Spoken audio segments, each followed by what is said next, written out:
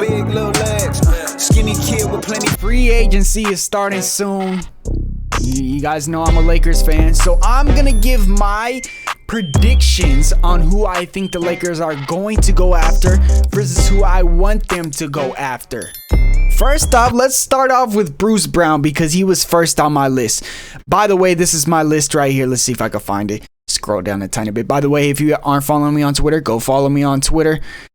Let's see. Here we go. Number one, I said Bruce Brown. Now, Rob Pelinka came out and said for free agency, he wants to get players that fit Darvin Ham's philosophy and his team. You know, and Darvin Ham said that he wants guys who are going to, quote, really compete on the defensive end and make the right plays, pretty much. Smart player, scrappy defender, you know, can shoot the three ball, buy in on the defensive end. So these are some of the top free agents that I have come up with for the Los Angeles Lakers, realistically, because there's a whole bunch of Lakers fans on Twitter all the time just coming up with crazy free agents that we cannot afford. A lot of people talking about Brook Lopez, but we can't afford Brook Lopez, okay? Unless we get rid of D'Lo, Bamba, and Malik and then spend all of our money on Lopez, then we're not going to get him. So first off is Bruce Brown. Now, a lot of people are wondering how the hell we're going to get Bruce Brown. So the Nuggets can only offer Bruce Brown $7.8 million this year. Now, if the Lakers decline the team option on Mo Bamba and Malik Beasley, it gives us a good amount of money to use the MLE, which we're going to get 12.3 from. That means we could offer Bruce Brown 12.3, but he will be our MLE exception. Now, should we do it? Why not, bro? He's a champion. It's kind of, I don't know if he would actually come to the Lakers because, let's be honest, he just played us in the playoffs. We are kind of rivals, so I don't see him wanting to come to LA. But at the same time, who wouldn't want to come to LA? He's literally defensive player. He's going to buy in. He's going to make the right plays. He's going to hustle and compete. That's exactly the type of player Darvin Ham wants. And that's why I put him first on the list. Now, I was kind of just, you know, going in and not in order on my list, but I really do like Bruce Brown. He is my favorite. But we will have to decline the team options for Mo Bamba and Malik Beasley. A lot of Lakers fans actually want to keep Bamba now because we don't have a center and there's not that many available. Naz Reid just signed his contract. I think he accepted his player option. Actually, no, he got an extension with the Timberwolves. So the Lakers fans, a lot of us are saying maybe we should keep Bamba.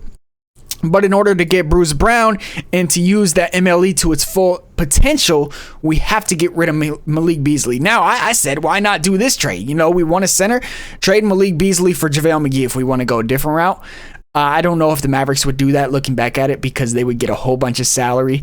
And it doesn't look like the Mavericks want to go that route. It looks like they're trying to shed salary and offer Kyrie as much as they can. But I also said Kelly Oubre. Now, I said this before they started talking about, I saw the interview with Darvin Ham saying he wants defensive-minded guys. So it's probably not going to happen, although Kelly Oubre can defend at a high level. Now, another player on my list was Javon Carter.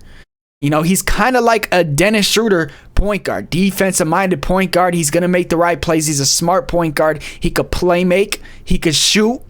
And he has declined his $2.24 million player option for the Bucks, which is he's worth way more than that because he had a pretty good season.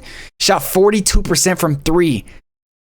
And he's a good defender. So, hey, listen, the Lakers could go after Javon Carter. I'm guessing he's probably going to want like the $7 million range or $6 million, maybe even more, but definitely a target I think the Lakers could go after for some depth at that guard position. Another player is Dante DiVincenzo, you know, my twin.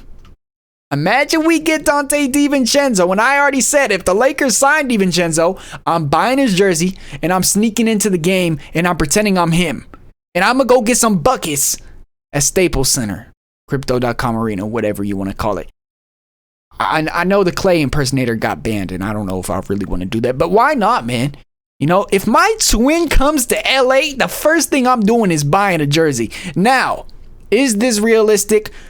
Probably not, because DiVincenzo just declined his player option with the Golden State Warriors. It was for $4.7 million. I believe he was making around $5 million the first year with the Warriors. So they took a chance on him because he was coming off an injury. That's why he wasn't making that much money, but he proved his value.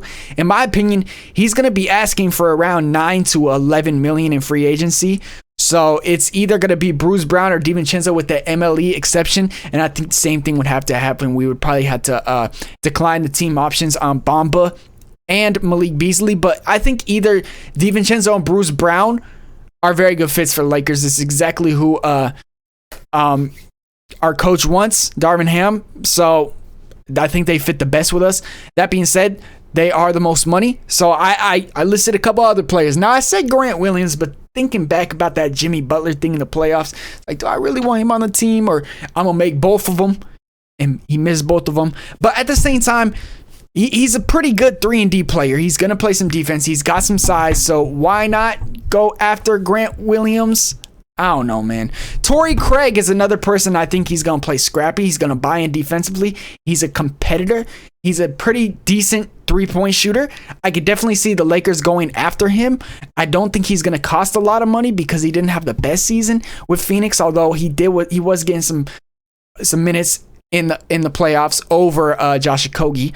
Another person is Javonte Green. I think this one isn't really that realistic because he's not the best player, but I think we probably could sign him on a vet minimum if we really had to. He's a scrappy defender. This man plays hard. He is a competitor. I don't know if he's the smartest player. I don't know if he makes the best basketball decisions on the court, like he's got the best IQ, but he's a competitor, and that's what Darvin Ham wants. We're probably going to lose Dennis Schroeder, so he's not a point guard, but he's definitely a type of dude that could play defense like Schroeder. Jalen McDaniels is another dude. He's got size. He's very underrated, to be honest. Like, a lot of people talking about Jaden McDaniels, he kind of reminds me of him. He's kind of a little bit inconsistent with the three, but his defense, his length is really good, and I could definitely see the Lakers interested in him. Mason Plumlee is a center who I'm not sure his contract worth once free agency starts, because he had a pretty solid season with the Clippers, even before that with the Hornets. But I'm guessing he's probably going to want $8 to $9 million, so maybe an unrealistic option for the Lakers. But if we want to go with, if Brown and DiVincenzo don't work out and we don't want to go any of these dudes, Mason Plumlee is an option. And last but not least, Alex Len. Now, I'm not saying these are the only players the Lakers could go after, but I think these are a lot of the type of players that Darvin Ham is going to want on his roster, and Rob Pelinka is going to try to help him out and get.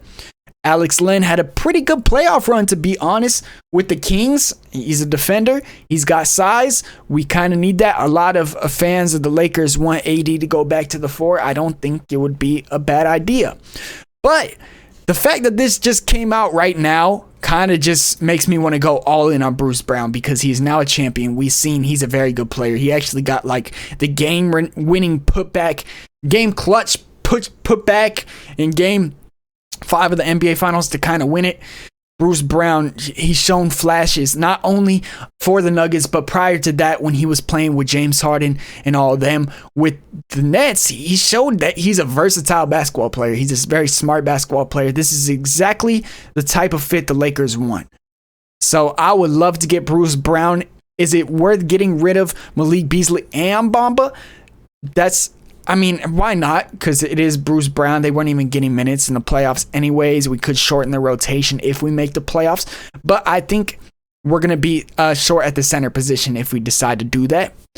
But if we don't use it on Bruce Brown, to be honest, why don't we go after Dante DiVincenzo? Like, why not? He's kind of the same exact player, if I'm being honest.